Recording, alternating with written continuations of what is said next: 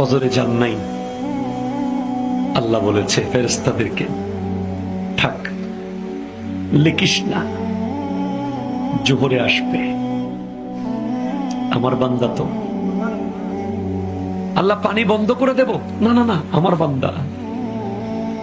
খানা বন্ধ করে দেব? না না না, আমার বান্দা। আমি না গাফফার?